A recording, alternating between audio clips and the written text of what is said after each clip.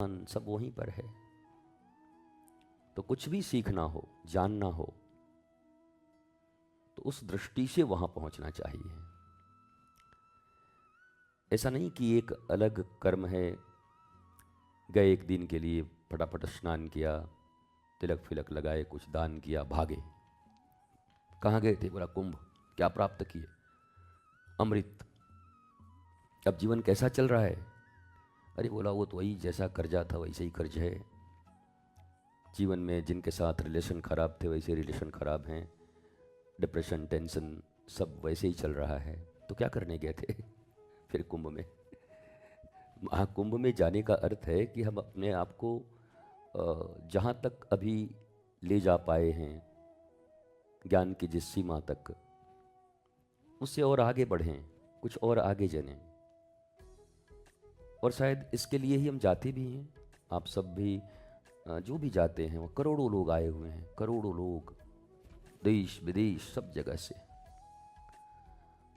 और वो इसीलिए आए हुए हैं कि सत्य की खोज कर रहे हैं। सत्य बोलो, आनंद बोलो, प्रेम बोलो, तुम्हारा धन बोलो, संपत्ति बोलो, घर बोलो, द्वार बोलो, परिवार बोलो, संस्कार बोलो, व्यवहार बोलो, रोग बोलो, योग बोलो, भोग बोलो, सब कुछ अलग नहीं है। इसी शरीर से तुम धर्म भी करते हो, इसी शरीर में रोग भी रहता है, इसी शरीर से योग भी होगा, इसी शरीर से तुम्हारे भोग भी हैं, सब कुछ इसी से है। तो जितनी भी कलाएं हैं, जितनी भी कलाएं हैं, वो सब आध्यात्म के भीतर हैं।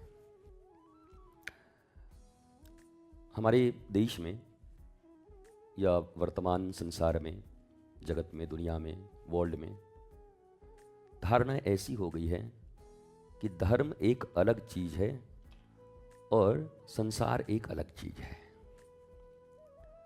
तो लोग कह देते हैं, हाँ आप तो बाबा जी हैं, हम लोग तो गृहस्थी हैं, बस ये कह के वो छुट्टी पा जाते हैं। तो क्या गृहस्थी रोने के लिए बने हो? भगवान ने तुमको पृथ्वी पर रोने के लिए भेजा है। रोना है, अभाव में रहना है, कष्ट में रहना है, दुखित रहना है, शोक मनाना है, शिकायतें करनी हैं, लोभ में रहना है, केवल सोचना है, बड़ी बड़ी लंबी लंबी इच्छाएं, पूरा कुछ नहीं होना है।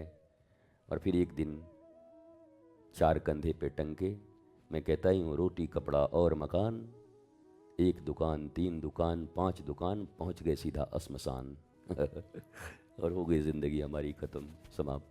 इसके लिए नहीं है, इसको पूरा उठा दो, इसके लिए हमारा जीवन नहीं है। तो महाकुंभ, मंदिर जाना, महाकुंभ जाना, ईश्वर के द्वार जाना, गुरु के द्वार जाना, घूमना, कहीं भी कुछ भी, प्रकृति के समीप बैठना, ध्यान धारणा करना। आप कभी कभी लोग बोलते हैं ना पिकनिक करने जा रहे हैं, मतलब छुट्टी हो गई है आजकल, तो 4-5 दिन का छुट्टी है, जा रहे हैं। तो 4-5 दिन की छुट्टी में कहाँ गए? बोला चलो घूम आते हैं कहीं पहाड़ से।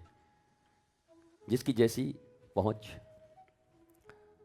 कोई अपने शहर से ही 10 किलोमीटर जाके घूम के खा के बढ़िया मस्ती करके आ जाता है, और कोई चाय पीने भी पेरिस पहुँच जाता है, फ्रांस पहुँच जाता है, अपनी अपना मस्ती, जिसको जहाँ मस्ती मिल जाए। पर कुल मिलाकर यही समझ में आता है कि प्रतिपल अपने जीवन को आनंदित, निर्भय। मुझसे जब लोग पूछते हैं कि मैं धार्मिक हूं कि नहीं, मैं कैसे समझूं, आध्यात्मिक हूं कि नहीं, मैं कैसे समझूं, मैं भगवान का भक्त हूं कि नहीं, मैं कैसे समझूं, मेरी भक्ति ठीक चल रही है कि नहीं, मैं कैसे समझूं, और मेरी साधना ठीक चल रही है कि नहीं, मैं कैसे ठीक समझूं, क्या मेरी साधना पूर्ण हो गई है, क्या मैं भगवान के पास पहुंच चुका हूं, क्या मैं भगवान को समझने लगा हूं?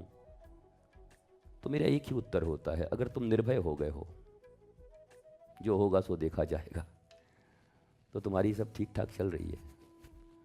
और अभी भी तुम अगर भयभीत हो, हर पल तुम्हारे हृदय में कोई ना कोई चिंता है, और चिंता भी भौतिक चिंताएं ज़्यादा हैं, सारी वही हैं, ये गाड़ी नहीं आई, ये बंगला नहीं बना है, वैसे बोल दिए, ऐसे विवाह